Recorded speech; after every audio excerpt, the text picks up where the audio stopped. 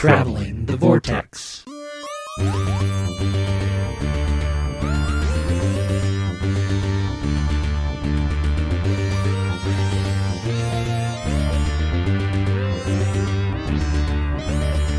We've joined the CIA as they travel the vortex and arrive at episode 516, where nothing stops the politics of Gallifrey, not even war.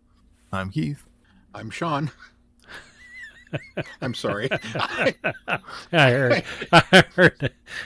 I'm sorry. I was not prepared for that. I heard you were choking or correct. dying or something in the background. No, it's absolutely correct and accurate. And I just, for some reason, traveling with the CIA through the vortex never entered my mind that's what we were doing this episode. It just sounded funny. Oh. Okay. I'm prepared. I think we can leave it in. Okay, we'll keep it in. I'm Sean. I'm Glenn. Cheers. Oh, wait, that's the end. Thanks for making me look unprofessional. I appreciate that. It's been a while since we've had an open like that threw someone off. I have a long memory. I think it's Your betrayal is noted. It's been a long time, but it hasn't been too long since we've had somebody throw off, but we just edited it out. It's true. It's been a while since we've left it in. There you go. How are you guys? It's been a while since I've listened to an episode. I don't know what Glenn does with them after we're done recording. I might sound recovered from goofy choking on every your week. grilled cheese sandwich there, Sean? Yes, I have. Did you guys do anything fun this week? We watched Coda. What'd you think? Oh, it's good. It's so good. Yeah, Really enjoyed that one. it's good. I liked it. I don't think it's Best Picture, but it was good. When I watched it, it felt like an exaggeration. And then it occurred to me, it probably feels that way because I'm not used to being around people that, might be deaf or hard of hearing. And so I think maybe it just comes across that way because I'm not used to it. But it was a great movie. Don't get me wrong, but I wouldn't say Best Picture. And I was quite surprised that it picked up the Ensemble Award at the SAGs. It's an interesting development for sure. Yeah. Not that there wasn't a worthy ensemble. No, they were exceptionally well done. They do well together. Yeah. But yeah, definitely worth your time if you've not seen it yet. Yeah, I don't want anybody to think I didn't like it because it's a good movie. I just was taken aback a little bit by that award because I didn't expect that. So obviously, that's some of our homework for the Pod versus Pod Oscar competition that's coming up. Yeah, I did a little bit of homework myself this week. We watched West Side Story finally. I can't believe it took me so long. It's one of my favorite musicals. That's a good movie, man. Of course, I'm a little biased because it's again one of my favorite musicals, but I think it was treated very well. I liked the gender bent Pop's character, although she's not Pops in this. She was married to Pops. I like the fact that they gave Rita Moreno the song that. Oh gosh, the song escapes me, but it's the one after. Well, I don't want to spoil anybody for anybody who hasn't seen it. Anyway, the song she sang was not sung by. It was sung by the main characters in the original. I could not get over how beautifully shot that movie was. Yeah, and there are shots that Spielberg borrows. That he doesn't copy, don't get me wrong, but he borrows them from the original, but he does them in such a unique way that it almost polishes what it was already done really well in the first go round. He polishes them with an even better look, I think. Mm-hmm.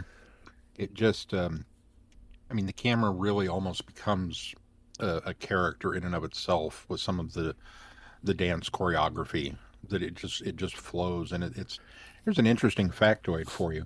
Did you know Spielberg is the only human being to have been nominated for an Academy Award for Best Director in 6 different decades? Yeah, I think I just saw that when he got his nomination. How incredible is that? That's pretty impressive. think I did any other Oscar stuff this week. I think that was the only one we picked up this week. We're pretty far ahead of everything. Further along with a lot of stuff than I thought. I've still got 3 Best Pictures that I have to watch, but So do we. yeah, yours are different, I think, than mine. Because I've still got Nightmare Alley, Licorice Pizza, and Drive My Car. And I think you said you had Belfast, Power of the Dog, and what was the other one? And Drive My Car. Drive My Car. So there is one that we... There's one similar.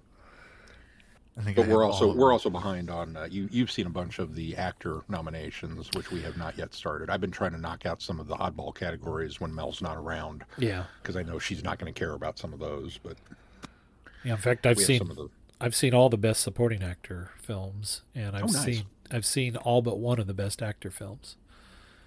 All but one of the Supporting Actress films, and I'm still missing 3 of the Best Actress films. Not missing them, but I just haven't watched them yet. This is the first year I've had as much access to these films. And a lot of that has to do with the fact that, number one, they came to streaming services a lot sooner. Some of them were on streaming services at the same time that they were in the theaters. And some of them pandemic. Yeah. And some of them have come to video and been able to get a hold of since then as well. So it also, I think, helps that this year we've had a later Oscar broadcast. Yeah. I don't like it when it's, right at the end of February, beginning of March. I much prefer I know there were some complaints about it's such a long Oscar campaign season. It's like, no, I like having the extra time. Yeah, it gives you an opportunity to see everything, or as much as you can anyway. Keith, did you do anything? I'm in my element right now. No, we're working on preparing to get our house listed on the market. So we've been doing all of our downtime has pretty much been working on decluttering and stuff like that. Sure. So yeah. Nothing fun happening here. I guess I did finish Midnight Horizon, which is young adult High Republic, the latest one for that. Which I hadn't read the adult book yet, so I got somewhat spoiled of kind of what happens in the bigger overarching plot. Oops. So now I'm reading that one. And the book was good, though. It was set on Corellia, so it was kind of cool to have a story set there in addition to Solo. This episode of Traveling the Vortex is sponsored by Audible. They have audiobooks, they have novelizations, and they have Big Finish. So you can go and try it for free. Here's how. Simply go to audibletrial.com/travelingthevortex. Again, that's audibletrial.com/travelingthevortex. Sign up for a free 1-month trial and dip your toe in Big Finish, and then you will be like us and know what all the hype is about. Again, that's audibletrial.com/travelingthevortex. Sign up today. Let's move on to our reviews. Gallifrey Time War. By nightfall, the Time Lords will be at war with the Daleks, formally, and we'll need every resource we can muster. Or else, what are we doing here? Coming soon from Big Finish Productions. Gallifrey Time War, Series 1. With the enemy at our gates, the people of Gallifrey need to know we're defended. The security of our world depends on there being some secrets. Negotiations are delicate. We have people with lifetimes of experience who can deal with this. Irving Braxiatel is not to be trusted! Irving, I've fought Daleks before. Well, haven't we all? You're excited by all this. Well, out with it. Don't keep me in suspense. We all know why I'm here. We need you to recover something for us. Or, more precisely, someone. What do you want from me? We were sent here by the Time Lords. The Time Lords? Yes. But as I told you, the Time Lords killed my family! Open your eyes! The Time War will lead Gallifrey to destruction as surely as night follows day. The Matrix has been warning us for decades. Romana, this is the end of our fight. The Doctor has abandoned us, and perhaps, much as it pains me to admit it, he knows best.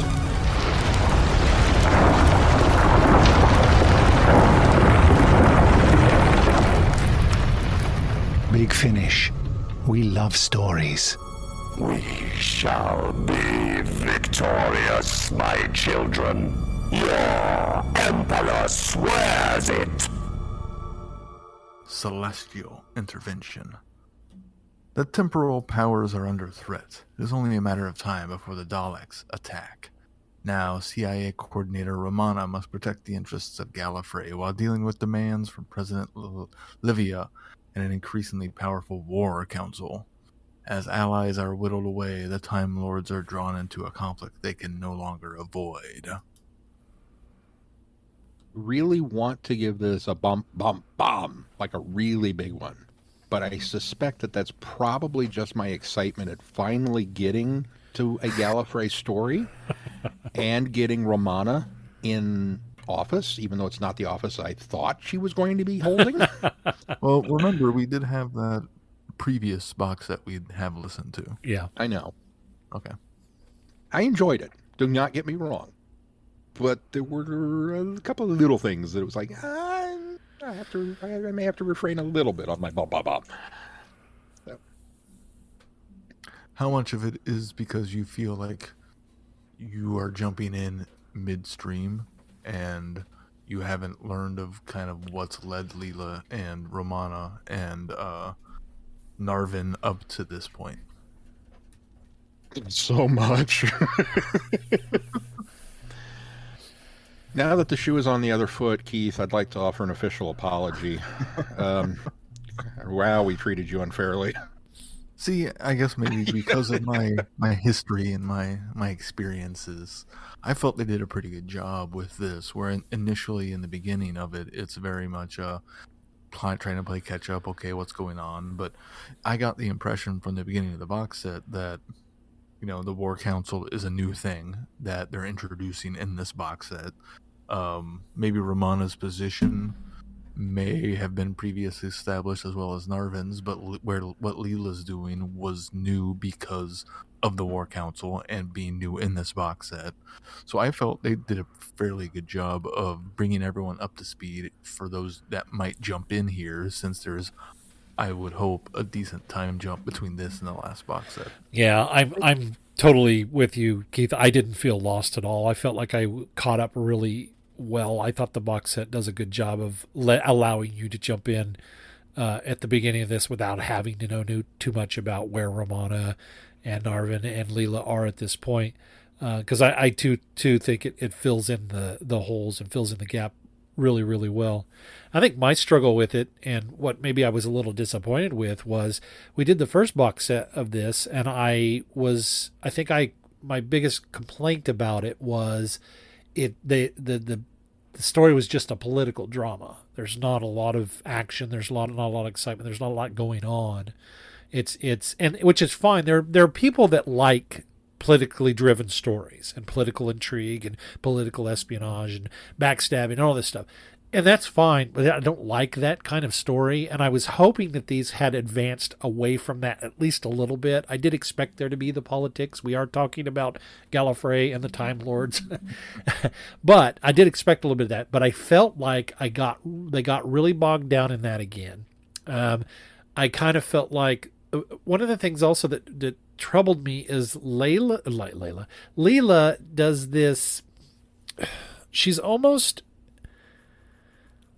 how do I describe it? She's almost a little too pushy. She doesn't seem to have very much empathy for other people's situations.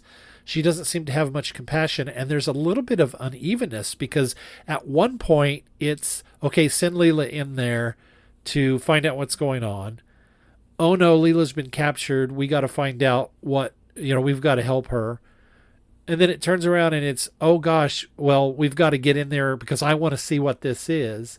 And then we're back to later, we can't leave Leela. And so I know that she's wanting both things, but it just at one point in the story felt very uneven, like her drive was to save Leela, and then her drive was to find out what was in there, and then her drive again. It was almost like you should have picked one or the other to focus on. You still would have gotten what you needed to do and get in there and see what the War Council was secretly working on, but you could have kept one goal or one ambition or something that was, one necessity, and not turned me off by thinking that you were being selfish, I think was the problem. And maybe Leela has gone down this path to this point. Huh? Or Romana, sorry. Yeah, gosh, I kept calling her Leela. Yes, Romana is who I'm talking about. Lala, that's why it was confusing. Okay, yeah, sorry. Every time I said Leela just a little bit ago, other than, it was Romana. But Romana, I felt like she just had no empathy sometimes for what was happening. She had no empathy sometimes for Narvin's concerns. She just kept pushing him. So that was I thought the story was good, and I think it's an interesting setup with where we are going with the war and why there is some issues with the Time Lords at this point in the Time War, and it explains right now. It already explains why the Doctor took the actions that he took, and this is early days. So I liked that, but that's why I can't give it too much of a bump because I think it's a good story, but I just kind of felt like it was a little uneven with the characterizations.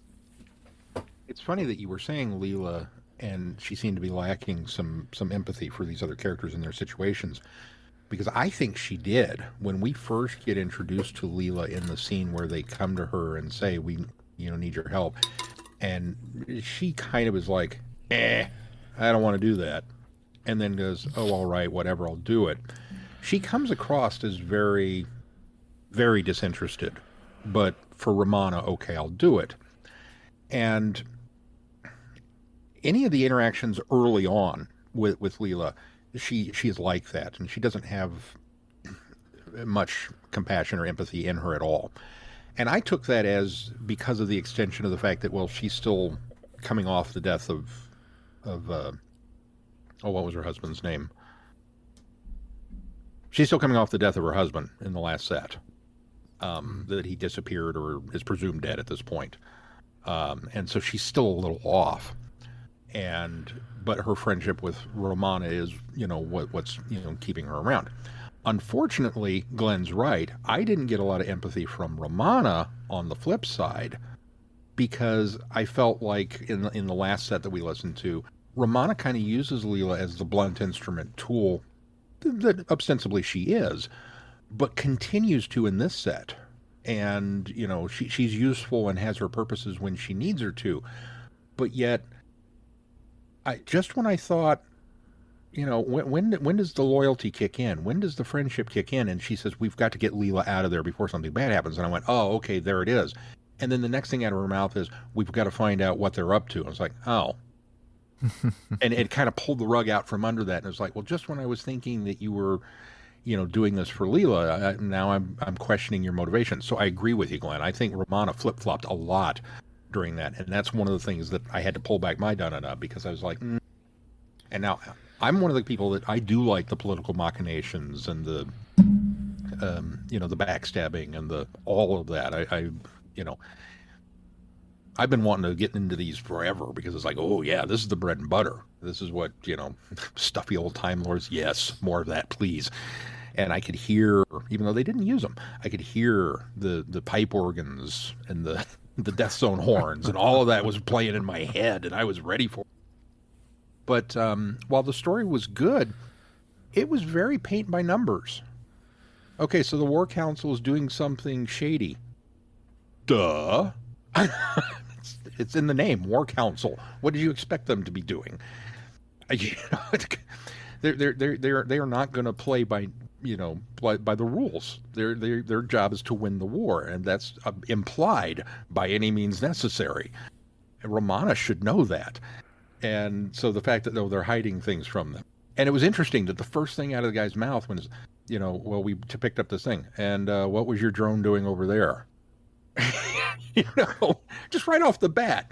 Well, it went off course and malfunctioned. We didn't delve too deeply into that, but man, there could have been a whole nother ramification of, to keep better control of your drones. And, I almost expected a cat fight over that. Yeah. So it seemed, that was one of the other things. It seemed Romana was on her back foot a lot Yeah. through the story. And I understand she needs to be for purposes of the story. But Romana was never on her back foot in the series. Right, exactly.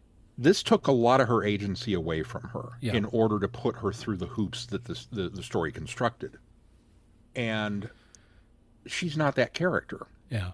She's usually one step ahead of the Doctor in the series. And so putting her in this arena, I was hoping to see a Romana who was politically savvy enough to be one step ahead of, or at least on par with her opponents. That was the verbal sparring I was looking for. That was the craftiness and this is going to be good. And instead I got a lot of, why aren't you figuring this out? Because I'm already there. I know what the War Council is doing. They're up to no good. Why are you surprised by any of this? and maybe, okay, yes, it's my longevity as a fan. Of course, they're the bad guys in the story. Move along. But it still just kind of shocked me.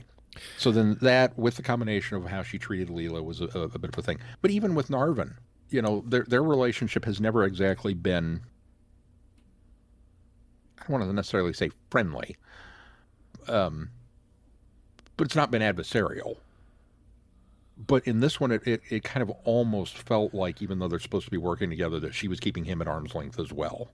I think I agree with you to a point, but it was almost like she was using Narvin to her means as well as a blunt, not the blunt object, but to get things done. I will counter the Leela argument just a little bit, because I sort of, number one, I did not expect her to still be mourning the loss of her husband, because I'm assuming, I think it was Andred, wasn't it? Yeah. Andred, yeah. Yes. I'm assuming that it's been since there's at least 5 box sets between this and the first one. I hope she's gotten over it. Is there that many? Yeah. This is like season 9. Oh, 9. Okay, so there's like 8 between now and then. I assumed that she was probably over that. Also, not to mention from that my point of view, it was sooner. Yeah, agreed, and I can see why you thought that. But also, I think that Leela, for the sheer reason that I feel like Romana and others have always used her as the blunt object, as the enforcer, I think at this point she's a little tired of that. And I think that she's starting to feel that weight. And then that's why she is very much the way she is and pushing back against having to do these kind of things. And she's you want me to be the liaison to the War Council, but you also want me to spy on the War Council? I mean, it's kind of like the Jedi asking Anakin to spy on the Emperor because he's been appointed to the Jedi. I see where you're coming from, but I really kind of had some sympathy for Leela in this one. The other thing that I think, especially since she is in a position now where she's not being a blunt instrument, she's in a political position of power in a sense of being the CIA liaison on the War Council. That's a position of high trust and et cetera, for her to be in. That is more than just a blunt instrument. It takes finesse. And so obviously she has grown as a character to get to that position, but nobody treats her that way, and even the writer to some extent doesn't treat her that way, because there's a lot of, even this long, of her feeling like it's still the Leela that walked off the TV show to Gallifrey, when in theory she has been here for who knows how long at this point. That part of Leela didn't quite sit right with me, in the fact of she's still talking about, well, I'm a warrior of the Savatine. Right, yeah. I understand her honoring and remembering her roots of where she came from, but to have it so still heavy-handed, it's like almost like the writer, this is the character we know from the TV show, and she hasn't grown, so this is who she is now. It's a bit lazy on the writer's part. Yeah. That works for me as well. Something else too, put it that way. Something else too is Narvin was frustrating me, because you're sending Leela into this and she has reservations. You're assuring her, no, everything will be okay. We've got it. And then all along, things keep going wrong. And I think quit making it sound like you're in control when you're not in control. And clearly Leela knows you're not in control. So stop treating her like that. That was around that, I thought Narvin was really good, but that part in the story just made me furious at him. The code to the door not working. Well, the drone, and we're still working on it. Yeah. What do you mean you're still working? You've sent her in there and you don't have the code unlocked yet? We've almost got it. Stand by. Narvin to me has always been kind of that bumbling, sort of not quite fully up to speed, kind of not quite in control character. So that felt along in that line to me too. So it didn't bother me as much. Okay. I don't want to make it sound like it wasn't a good story. I liked the story. It wasn't as good as some of the stuff we've listened to recently. I did have a few issues with it, but overall it was an interesting story and a good setup to, I think, what we're going to be dealing with on Gallifrey with the Time War. Yeah, at least early on. Interesting. It's really interesting to see the Gallifreyans' point of view of why, okay, we're officially starting to declare war now, and what kind of the catalysts of this were. I'm kind of hoping that, I'm assuming we'll get to the other stories in this box set, but I'm kind of hoping we'll get a little bit more of kind of, since the next story steps away from everything, I'm kind of hoping we'll get a little bit more of, the CIA and the War Council and these refugees that have had to come to Gallifrey. I think there's a lot of ripe stuff there that they could explore. Yeah. Which I think that part of the story, I agree with you, Keith. And we do get to the rest of this box set later in Act 1 of the Time War. But there's a lot of that I hope that we delve into, because that part is so ripe for exploration for the Time Lords, who are so notoriously xenophobic, about letting people on planet. And, Leela and a handful of the Doctor's traveling companions being the rare exceptions, there are not many who have made it to Gallifrey. And so opening the doors for 5,000 refugees. Now, admittedly, I mean, of a population of 9 billion, and there's 5,000 survivors, the loss of that is staggering. All right. But that to me is a very interesting angle to take with this, and I'd be really curious to see more of that, hopefully, dealt with in the future story. But yeah, there was a lot to like about the setup to this. The couple of nickels with the characters aside, I liked the story, but it was those little niggles that were like, nah, not quite a home run. Well, and the other part of it is the fact that it's the start. It's the beginning of the Time War.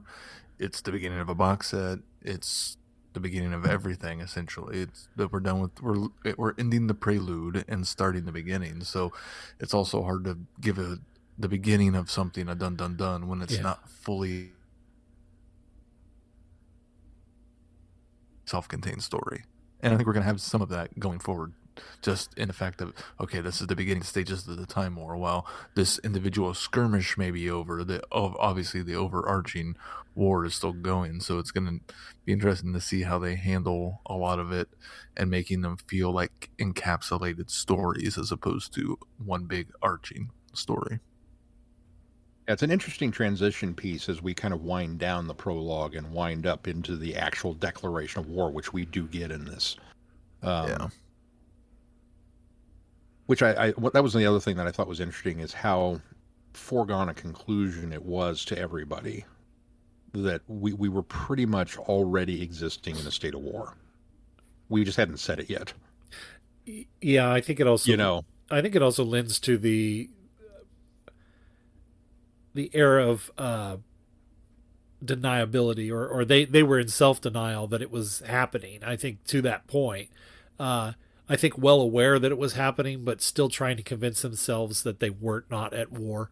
And so, yeah, I agree that it was interesting that they finally, there's that realization of, okay, we'll make it official because we're already at that point. Hello, fellow time travelers, and welcome to the Doctor Who Target Book Club podcast, the only podcast to discuss, in story order, all the Doctor Who novelizations.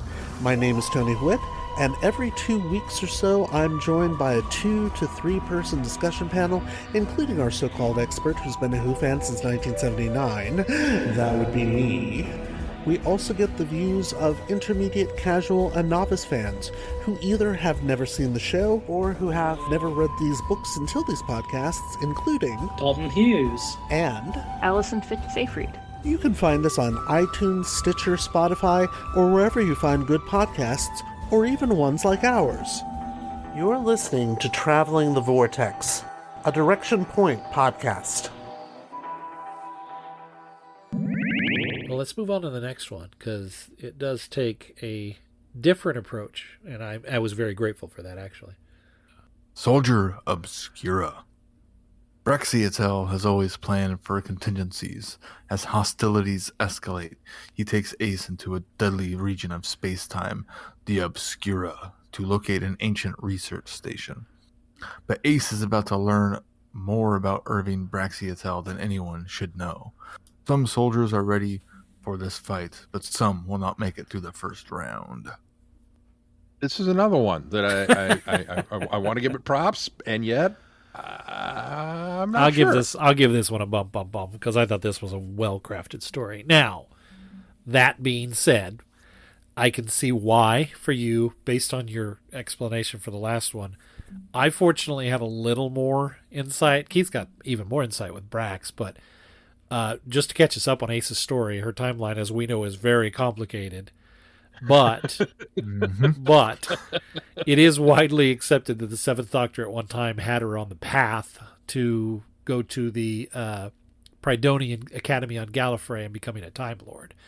And I'm assuming that we're at this point where she is done with the Academy. She's still under the wing of Brax now, and she has been commissioned by or joined the Celestial Intervention Agency, and then obviously that's where we're at this point. And so I went into it going, okay, I sort of know this. A lot of that Ace story comes from the Virgin New Adventures, which I think I'm a little more familiar with than you guys are even.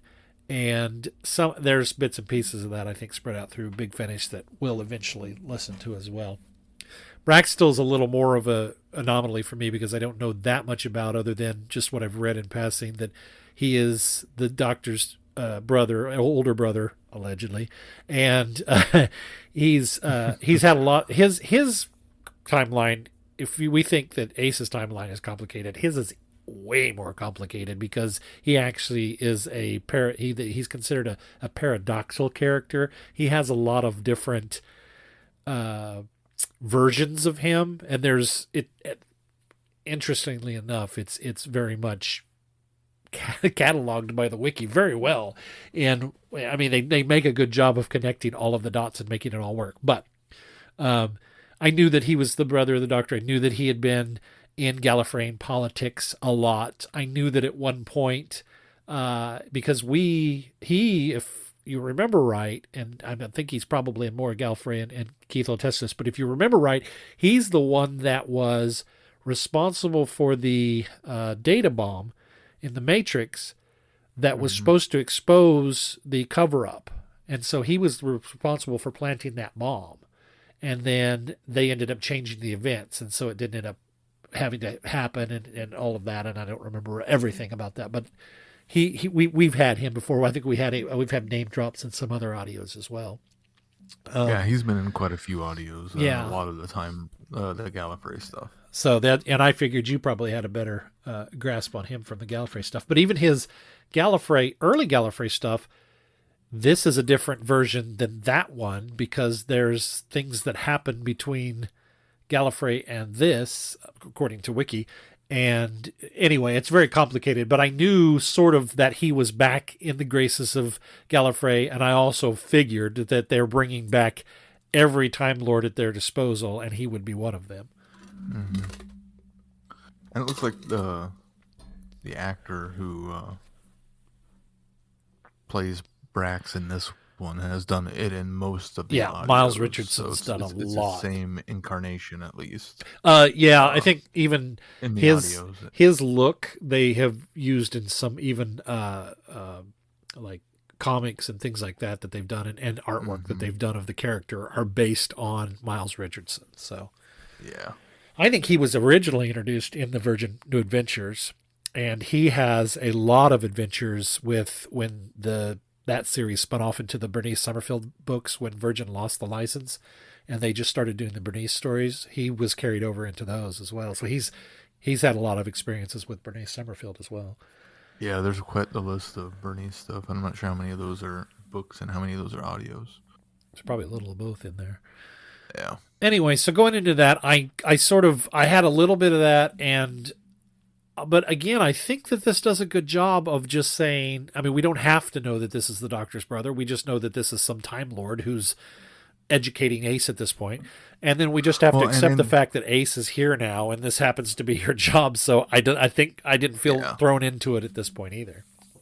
I didn't either, I haven't listened to these, but just looking at the wiki real quick, it looks like Ace has been in the Gallifrey stories since season 7. Okay. Of course, season 7 and season 8 are one story apiece, so it's only two stories really that she's been a part of. But sure.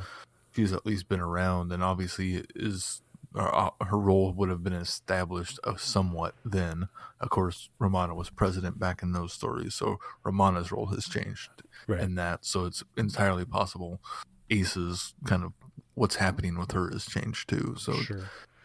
With the jump and the change of time, everything's kind of in flux. Yeah, I was aware of the backstory that Ace winds up in training. But that was kind of the extent of it. After I made peace with, and I was probably, 20 some odd minutes into the first story before I finally kind of put my finger on, oh, Romana's not president in this one. Okay, that makes more sense. In the first one? In the first story, yeah. I was still trying to piece together. Even as many times as they said President Livia? Yeah. Okay. Yeah, it just wasn't clicking, and that's on me. That's not on the story. That's totally on me because I came to it with my story. Yeah, I thought I made it pretty clear too.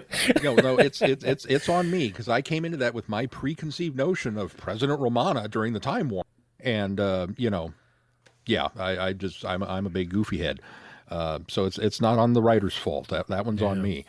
But after I finally figured that out, when I got thrown into this one and Ace showed up, I was just like, okay, so I just rolled with it. I had to have one to loosen up, I guess. Yeah, there you go.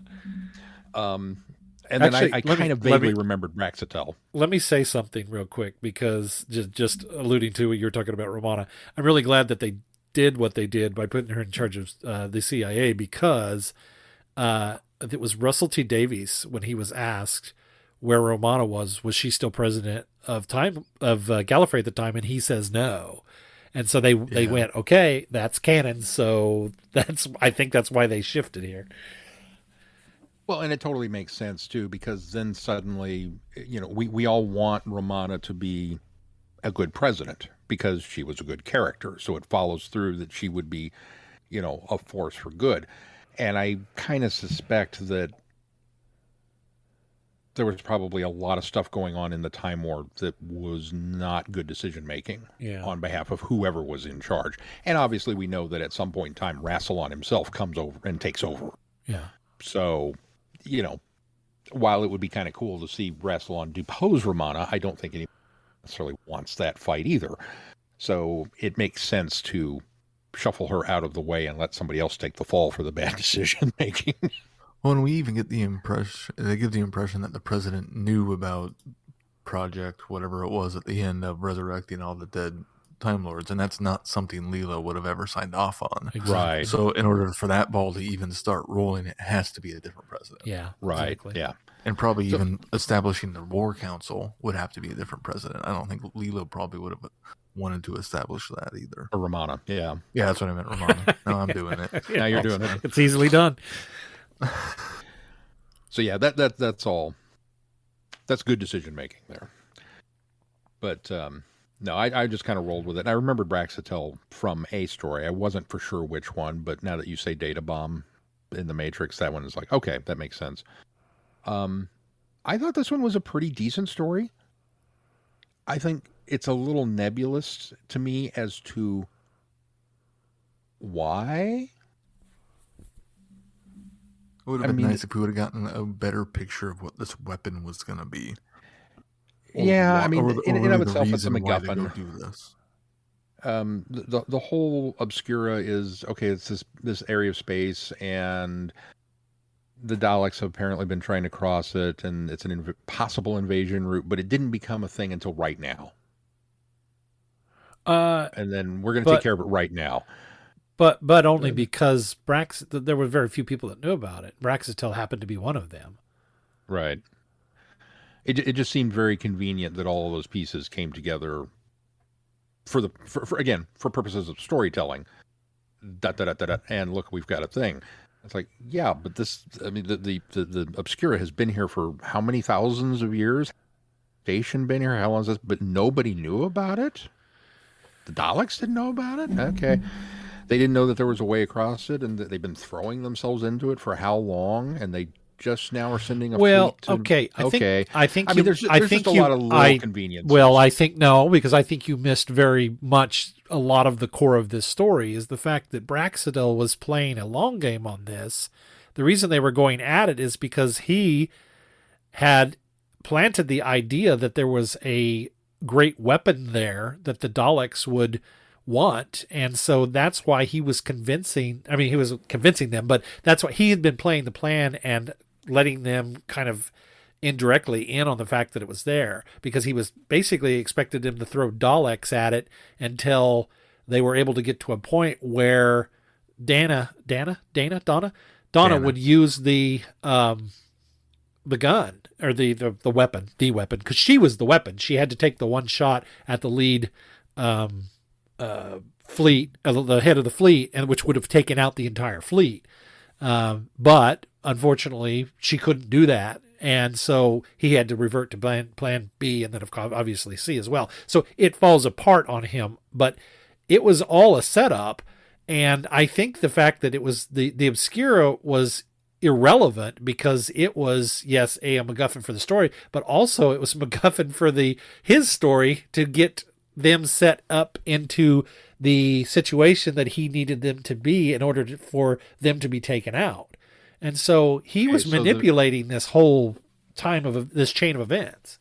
So the weapon was real. The Obscura was the MacGuffin. Well, the weapon was also a MacGuffin, but the weapon was not something that we expected. The weapon was not a physical weapon. It was Dana's ability. Donna. They kept calling her Donna. Donna's ability. I know it's not Donna, but Donna's ability to use the weapon that they have to take a shot that would have taken out missile. That missile, whatever it is. And so she was the weapon. He had put her in position in order to, unfortunately, he knew he was going to sacrifice her, but he was going to put her in a position because she was the best shot. She was the one that could make that shot and take out the fleet, which would have either taken the Daleks out entirely. I got the impression it would have just crippled them immensely to the point where they would not be able to continue their war. So that was the whole purpose of that. Now that you point that out, I remember realizing that as the story ended of, okay, there wasn't a real weapon. It was but doesn't that seem shoot? It's overly convoluted. Yeah, doesn't that seem not only overly convoluted but exceptionally vague? So that she has this ability that we're not going to explain to do a thing that we're not going to talk about with a weapon that isn't really there, that would do untold damage that doesn't actually happen. So, I think what they didn't do was explain that what they didn't explain clearly was there wasn't a weapon in the Obscura that everyone's trying to get. Right. That's what wasn't clear. Right. Well, I mean, I get that Braxitel was lying. I get that. So let's put it this way. There was a weapon. There was a missile. But there was not a doomsday device as was being implied, I guess. It wasn't a doomsday weapon. That was what was being implied so that it would make the Daleks really want to get it or feel the necessity to get a hold of it. And so, but metaphorically, Donna was the weapon because she was, in Braxtel's mind, the only one that could make that shot, using the missile and taking out the fleet based on the formation they would come in at, trying to get through the Obscura. Yeah. So now, that being said, there's a lot more that happens, and it unfortunately, I think that what this story is doing is setting up Brax, his story, his purpose and story that's going to be happening throughout the Time War going forward, because they made a point of putting him in a position where he could have sacrificed himself and taken that shot. And because it's alluded to earlier by Donna that Braxitel made an incredible shot, and then when she reminds Braxitel about that, he says, no, that was a fluke, because he doesn't believe in himself. He doesn't think he could do that. He thought when he did it the first time he could take. She knew well enough that he could do it, but I think that's where we're setting the character up, and we're doing some character building here, because I think based on Braxitel's history, people that are more familiar than us, would have listened to this and gone, oh, well, that's Braxitel, we can't trust him. I mean, in his backstory, the man had an evil entity in his brain for a very long time that he fought against. And so he's had some misdeeds. He's been a bad guy. He's done some bad things. And so I think as a listener, even knowing that this is a different character and that he's trying to be good and he's on what he calls the path of goodness, that if you're listening to this, you'll go, oh gosh, okay, Braxitel, he's reverting to his old ways. He's, number one, it makes it sound like he's trying to backstab the Time Lords, which I think is the impression we're supposed to get, is that he's going to make a deal with the Daleks and pull a master. And then really he's actually trying to set up this plan that he's been putting in place, and then it sort of falls apart. So I think the idea of this was to really kind of build on his character and make us, first of all, suspicious of him, and then second of all, think, oh, well, he's very cowardice, and what can he do? And he makes the choice not to take the shot because he feels like would be in a better position going forward and staying at the front lines of this war and continuing it on, because he feels like his ultimate plan failed, and it wouldn't have failed had he tried to take the shot. I believe Donna that he could have made the shot. So I think that's what this whole story is about Braxitel's character. And that's where I think maybe I'm hoping this will pay off when we get more Braxitel in the Time War stories later on. Okay. Sorry, I got really on a rant there. I apologize. No, you're fine. And everything else about this, I did enjoy. I enjoyed the character development of Ace and her relationship with Braxitel. I enjoyed the character development of Donna and her relationship with Ace. I enjoyed the little insights that we got with Donna and Braxitel until he ultimately betrays her and kills her. Or retires her, whatever we're going to call that scene. Right. What I don't get, and it still does not jive for me, is take the shot. Okay, but it's a sacrifice. I don't know enough about either way. You're right. I don't know enough about this weapon to understand how that works. It's a missile. You push the button and you're done. You walk away from the console and you didn't sacrifice anything. What is that? You didn't describe this weapon in any detail enough for me to understand why it's a sacrifice. So I don't buy into the fact that you have to sacrifice yourself to do it, or that anybody could do it. Well, why is she so integral to the plot that only she could make this shot, only to be told later that no, Braxtel could have done it himself? Again, it's I wish I could eloquently state for you exactly how it was said.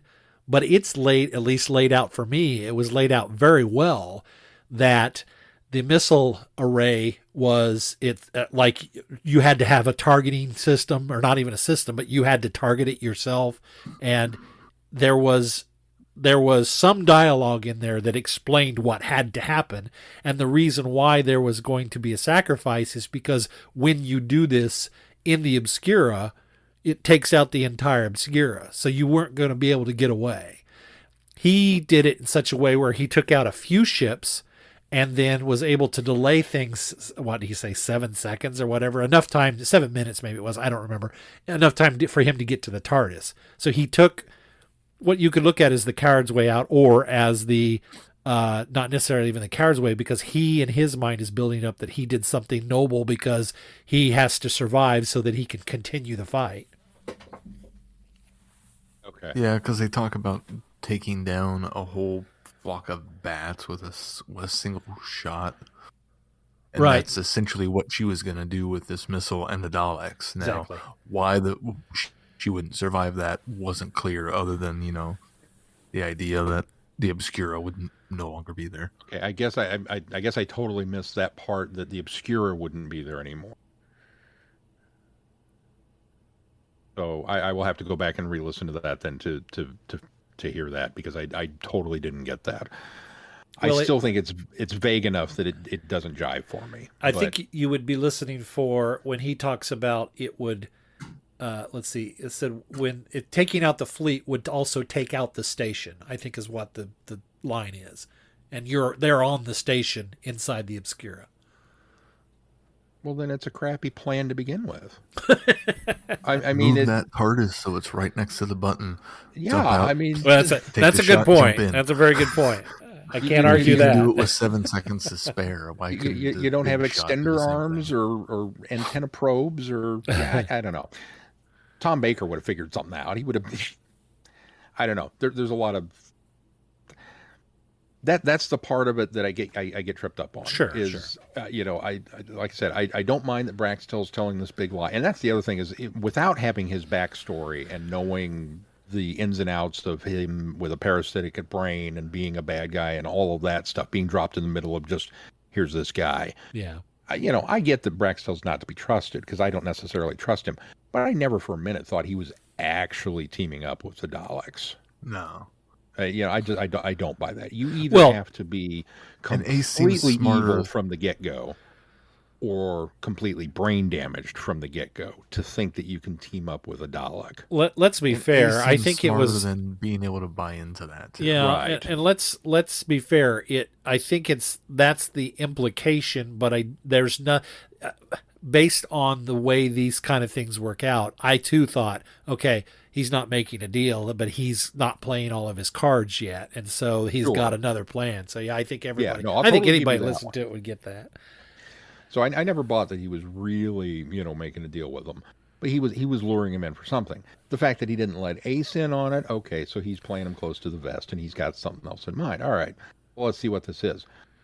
Well, what it is he's got this grand master plan that involves apparently killing her and blowing everything up, but it didn't actually work, but we're going to do some of it anyway, and yet he could make it out. Right.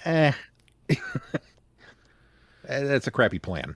Well, it was way over convoluted than that you could have done something way different that should have worked better. There's more to it. That's my take on it. There's more to it, though, because he did not anticipate the one Dalek that got through and survived. He didn't anticipate it happening that soon.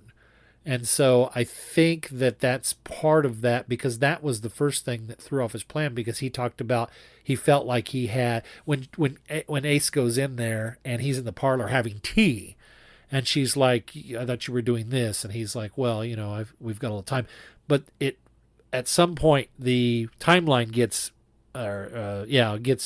sped up because he realizes I don't have as much time as I thought I had, and so that also. Well, he didn't plan wasn't his aging. Well, that's true too. That was the other thing. I'm not saying that he was not didn't have some. He wasn't fallible here, because he was greatly, because yes, he didn't anticipate Donna losing her ability to be able to take that shot, and yeah, exactly, aging the way she did. He also was 13 years late. She thought he was going to be there sooner than that. Had he had been on time, it might have turned out differently. Yeah, right. Was it me or... Sorry, go ahead. Sorry, go ahead. Oh, I was going to say my problem with the story, because I thoroughly enjoyed Ace being there. I thought she did a great job. I think Sophie Aldred was terrific in the part. I like the fact that we had somebody in there to question Braxitil, so that we could play out the whole idea that he had to keep it secret, him using her as a weapon, and her initially trusting him and then going along with it. But I think the problem is Ace was almost underused and thrown away in this story because we were focusing so hard on developing Braxitil to set him up for whatever's going to be his service in the Time War. But Ace, it's almost now, knowing that she was in 2 stories before this, I feel a little better that this writer decided we've got to get Ace out of here before the Time War actually happens. And I think that was the intent. And maybe that's why it feels like she was wasted and then shunted away. To me, because but I feel a little better that she's had a few stories, because I think what happened is they had a few stories. They decided we're going to do the Time War, and they decided, well, maybe we shouldn't have Ace around for that. So, but that was my issue with this story, was the fact that I felt Ace was sorely underused. Yeah, I had that complaint too. I was looking forward to Ace, because Ace would have pushed the button. Right. Well, she says it too. She says she would have done it. Didn't give her the chance. And she probably could have taken the shot. Yep. Did you guys listened after the music, right? The after quote unquote credits scene. So at the end of the story, it makes it sound like I think they're implying that he kills her because she can't be a witness to this, or because she listened in, she opened the comm and was able to hear every part of the conversation they had with Donna, so she knew exactly what was happening there. And so when he decides, they have that back and forth at the end, and then he decides, well, I can't let you let anybody know. And I think it's supposed to be implied that he offs her. So then after credits, when he drops her off and her memory's been erased, I thought, oh, okay, that's kind of a neat way to make us think that that's what happened, and then at the end go, well, actually, because in fact they report her as one of the Donna and her as one of the casualties to Romana back on Gallifrey, and so the leaving at the end, and I thought it was neat that when she hears the TARDIS dematerialize, she sort of thinks, oh, could that have been? So I think he must have erased her memories, maybe back to her adventures with the Doctor. So she remembers all of her adventures with the Doctor, but she probably doesn't remember anything that she did as whatever her agency was on on Gallifrey. What's clever is it sets up the her being able to start a charitable Earth. Yeah, so there's exactly one of the reasons why I picked the book up, because something I had read indicated that the charitable Earth does take place after. Takes place after this, and that this book, in fact, starts off with her waking up. Oh, it's almost that scene in the Doctor Who season 26 trailer, where she's standing in the building looking out over London, and there's a sign on the door that says the Charitable Earth, and so it starts there. And I think the story actually, this particular book, is supposed to sort of make sense of her complicated timeline. It's supposed to, she gets to see all of the different versions of what could have happened for her. So one of the reasons I picked that up and started reading it, because I assume this is where that sort of right after picks up.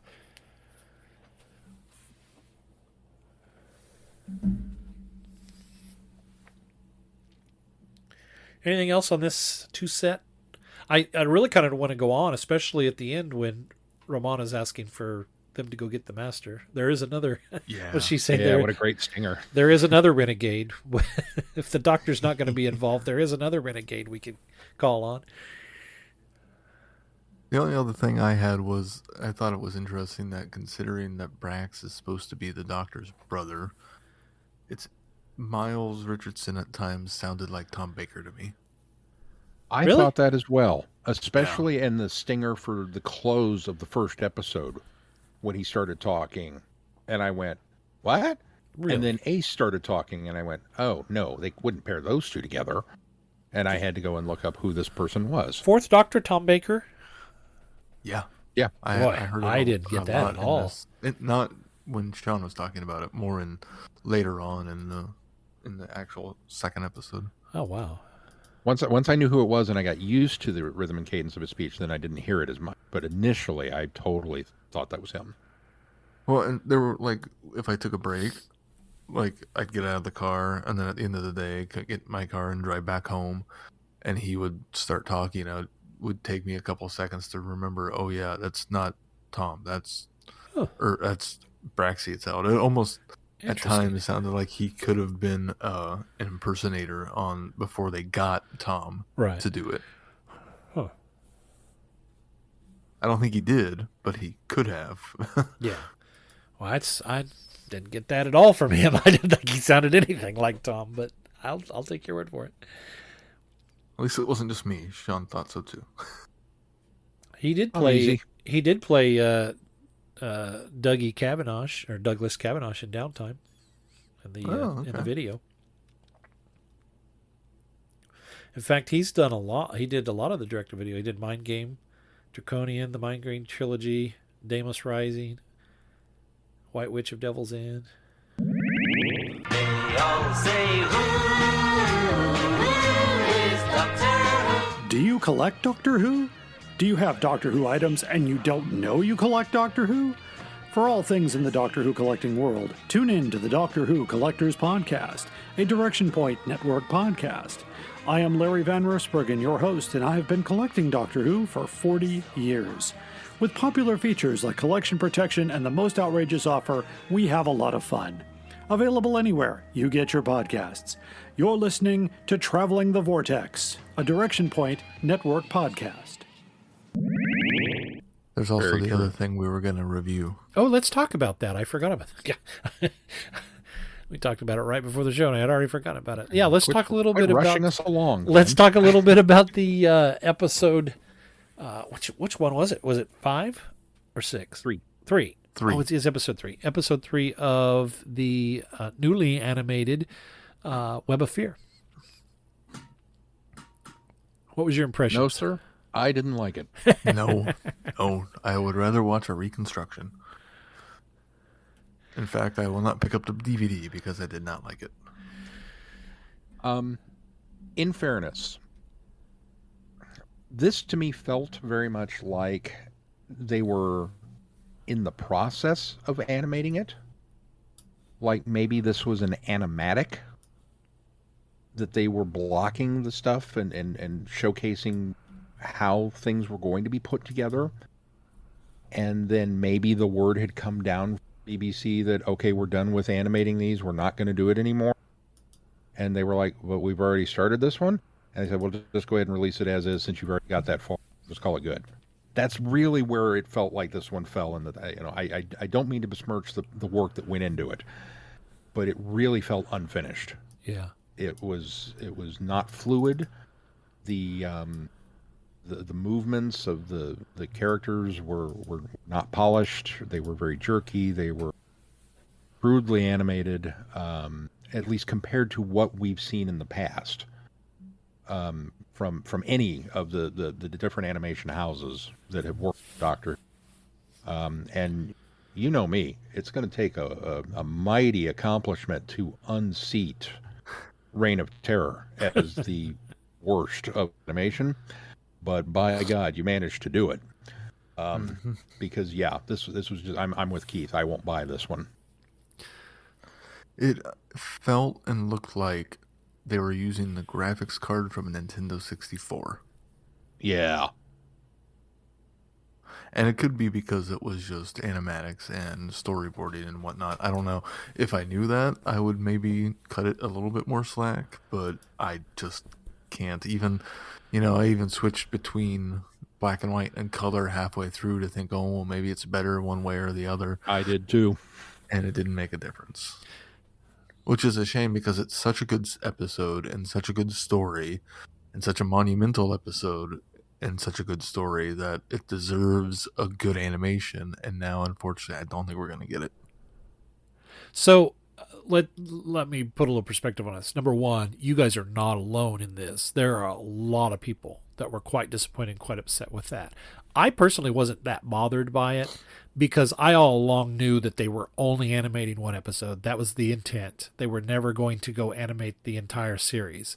This is the one that they waited on to make sure they could, if they could possibly get that one episode that they believe was the one that was stolen when Philip Morris retrieved these. And I think there was still some hope that they might return that to the archives someday. I think they waited so long that they decided, you know what, let's just finish this up. So they've always intended just to animate this episode. So this wasn't going to be one of these major projects where every part would be animated. And it would be silly to do that because there was only one missing episode in this. Oh, I agree. I don't expect them to animate the whole thing. Number two, this was sort of a test, if that's my understanding, because they used a system that they were kind of trying out that it's not motion capture, but it is. It's a type of motion capture. It's not like motion capture like you see in the movies, but it's sort of the same thing. It's the same concept. They map out a person's body as they move. To me, the only thing that bothered me about it was the faces. I felt that they didn't map the animated faces onto the more 3D models well enough, and that could have been done better. But overall, watching it, I thought the fluidity of it was fine. It almost reaches that uncanny valley area that I think is pointed to in Reign of Terror quite often, where there's enough realism that it feels strange because you're watching an animation that has more lifelike movement to it. And so I think that's one of the things that bothers people about it, is it feels wrong. But they were doing it because it was cost effective for one thing, because they thought, okay, if we've just got to do one, this is the one to do it on. See how it works out, see how it goes. And if they pulled this off and it had been better, then I think this was the way they wanted to do them from here on out, because it's cost effective. It's timelier. They don't have to animate every frame or cell of something, because they basically put actors in mocap suits. They walk around, act the thing out, and then it captures it as an animation, and then they can put it out. So it cuts down on the time. They could have put a lot of these better together. I think the BBC or Real Time or whoever's doing these now, I think they decided that this wasn't maybe the way they wanted to go. I don't think they were as happy with it. So this is where this is at. It's nothing that was intentionally done poorly. It wasn't something that was, I didn't think it would yeah, but it wasn't something that a lot of people's complaint is it feels like it's sloppy, like they just threw it together to give us an animated episode. And I don't think that was their intent at all. I just think it didn't work out as well as they wanted it to. So, but again, I'm not bothered by it. The face was, for most of them, was pretty jarring and poorly done. But I think, again, that's because they're mapping these animated images that they've drawn over these live action type models. So that didn't work well. But I thought overall the movement was fine. I thought the mapping of the bodies was good. I would have liked to seen this had they been able to animate it better. I think that this would have been cool, but I just think they sort of missed the mark on it. See, and I guess I felt more like the movements didn't feel natural. They felt much more wooden, much more stiff, even more so than the cardboard cutout dangling arms and legs that we were having in the other store and animations. They felt so stiff and wooden in their movements. They didn't feel very fluid to me. And the faces were they weren't expressive at all. Yeah. They were just kind of, oh, look, that's supposed to be Patrick Troughton, I suppose. The main way was telling by outfit of who people were, because none of them really looked like the characters they were supposed to look like. So you're giving it a lot more credit than I would. Yeah. Do you remember James Cameron's Titanic? There's that one sweeping shot of the ship when they put to sea from Southampton. The camera pans over the ship, and they as it pans over, and Officer Lightoller goes from the forward deck and he walks around to inside the booth to deliver a report to the captain. But it's very obviously CG Lightoller, and he kind of walks with this strange gait and his arms swing weird, and it's the only thing in the shot that is wrong. The ship looks gorgeous, the waves look right, the birds are cool, but then there's this thing moving across the deck mimicking the movement of a man, and it completely destroys the illusion of what is happening on screen. And it's the only flaw with that movie is that shot. Which movie are we talking about? James Cameron's Titanic. Oh, okay. That's what this episode was.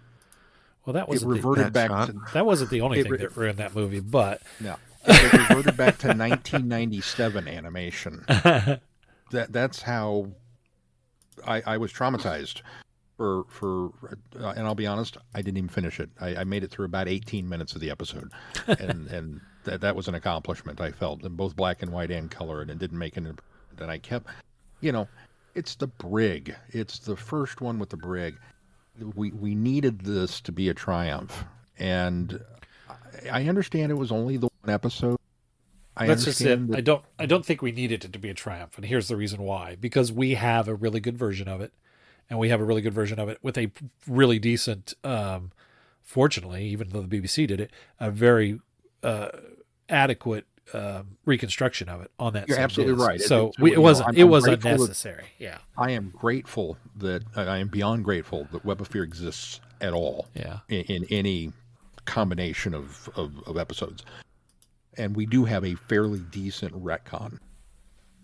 But I think if we're gonna do that episode, if we're gonna try and mess with the missing piece, because of the legacy of the first appearance of the brig proper, I think you needed to take your time with it and do it right. Because it's only one episode, then go ahead and don't experiment with that one. Experiment with a serial.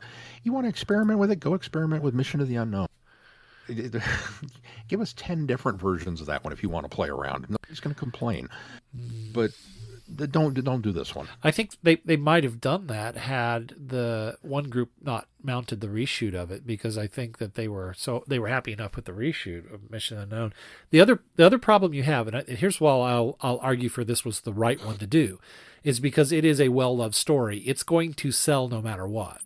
You're gonna watch it no matter whether it's got the crappy animation or whether it's got the recon. It's already a good, compelling story. So even if you do ruin that, it doesn't take away from everything else that surrounds it. If you did it with something new or something unfamiliar to people and you're turning them off immediately, they may miss something with the story. They may not get out of it what, maybe the story is really good, but you're so turned off by the animation that it takes you out of the story. So I think that this is, to me, the best one to do, because this one's already well loved. We already have 80% of it back and in good shape. And so to me, this is the perfect candidate. That's a valid point. I guess I had rather them.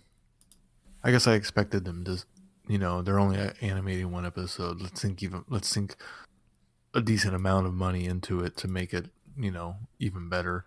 And if they wanted to experiment, give me both. Yeah. 3D animation and 2D animation. Yeah. They could have billed that as, well, you could see it in two different animation styles. Yeah, I guess I have to look at it from the perspective, though, that I think they genuinely want to finish animating. But I think they saw the writing on the wall. They saw that BBC America was going to pull its funding. I think they want to move forward with animating these things, and they were looking for a affordable way to do it. And unfortunately, it didn't work out. But I think kudos to them for doing this and making that attempt, because if it would have worked and they could have pulled it off, I think we'd probably be getting more animations. I wouldn't be worried about us not getting more animations, but because this endeavor failed to find an inexpensive way to do it, that makes me even more fearful that we won't get any more animation. That unless somebody steps forward to fund it, to help fund BBC fund it, we're not going to get any more. It's going to dry up. So to me, I'm glad they made the attempt. Have we heard any more on specifically why BBC America is pulling funding? I mean, are they just not seeing? I don't think we have the seen revenue anything. stream from. Has it been airing officially them? announced? Or is that, I or is it still don't just even rumors know at if this it's point? been officially announced, but you don't announce when you're going That's to true. stop doing something. So I don't think they ever will announce it. I don't think we have, Sean. I think we've already speculated on this before, but I'm pretty sure it's the fact that they just weren't getting the return on it they wanted.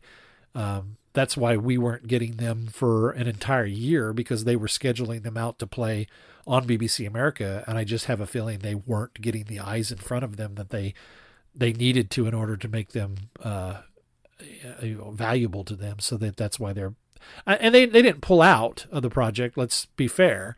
They set up a contract for so many, and then depending on how it went, they would extend that contract.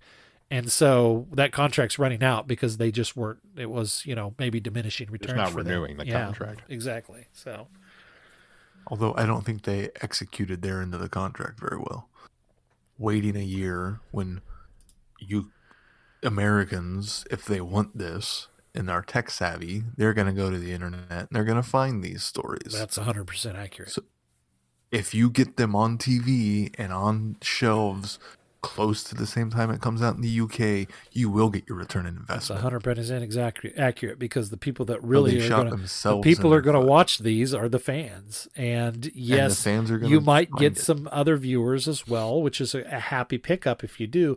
But you're right. If you don't even have the fans waiting a year and they're going and finding it, online or buying region-free copies on, on Amazon or whatever, just so that Especially they can now have it Blu-rays, sooner. Yeah, exactly. They did shoot themselves in the foot on that. I'm not supporting them. I'm not backing them up because of that, but I think do they could have understand gotten why their- they're pulling out.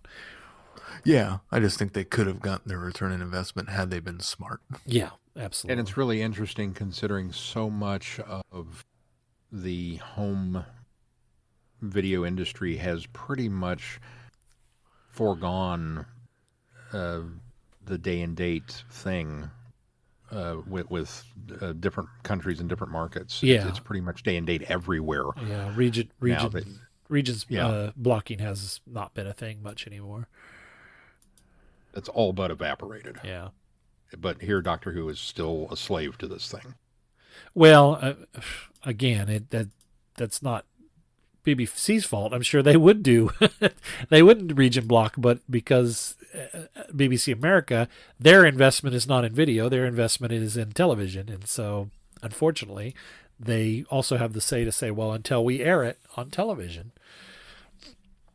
I suppose there's probably an argument for, I don't think they needed an entire year, but I think there's probably an argument for planning, scheduling, and things like that. You probably schedule so far out, and so you can't just, okay, we're going to drop it in here. You kind of have to plan for it. But I think a year, I'm giving them a little bit of credit, but I think a year is way too far out.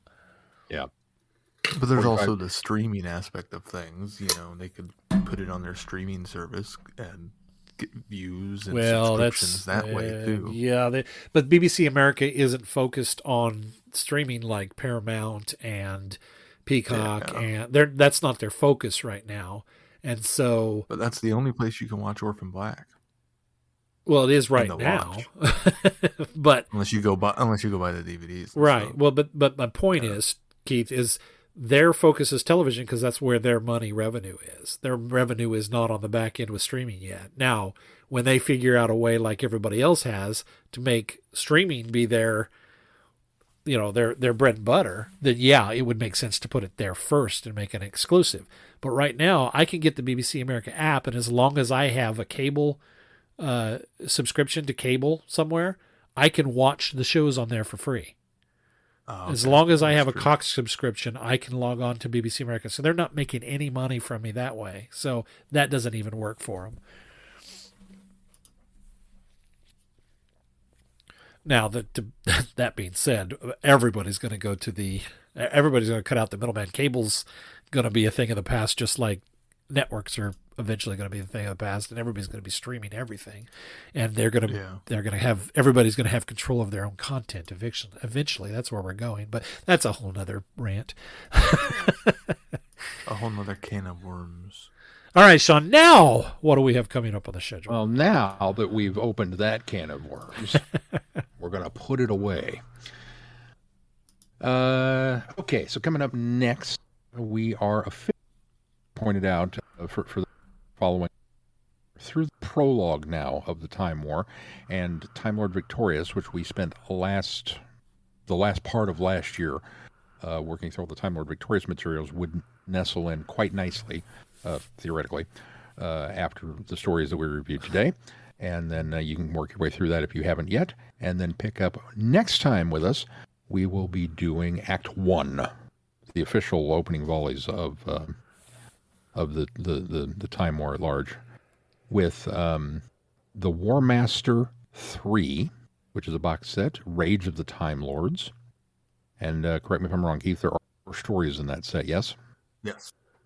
And then we will also, in addition to that, be adding the Diary of River Song 5.4, Concealed Weapon.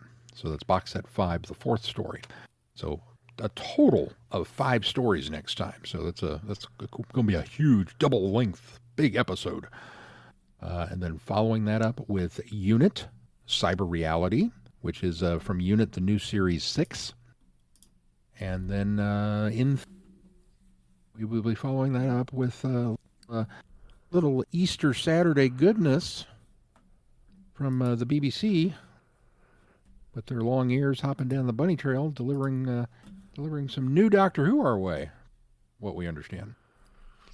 Right, Glenn? Yep, that's the way Easter I understand Saturday? it. Well, it probably won't be. Probably on Sunday, because that's how they've been doing it. But I also want to back up and make sure that people understand that don't expect a 2-hour episode next time, because that's not happening. But anyway, yes, it is a little longer.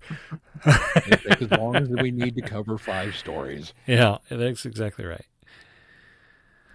All right, well, be sure to check out our website, travelingthevortex.com, for updates. And if you get any value out of this podcast, why not consider putting some value back into it? You can do that by clicking on the Patreon link and consider supporting us.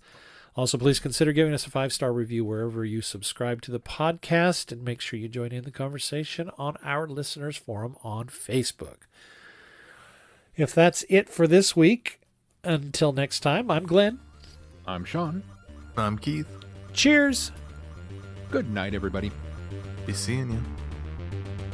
Thanks for listening. You have been listening to Traveling the Vortex. Doctor Who and all of its associated programs are owned and trademarked by the BBC.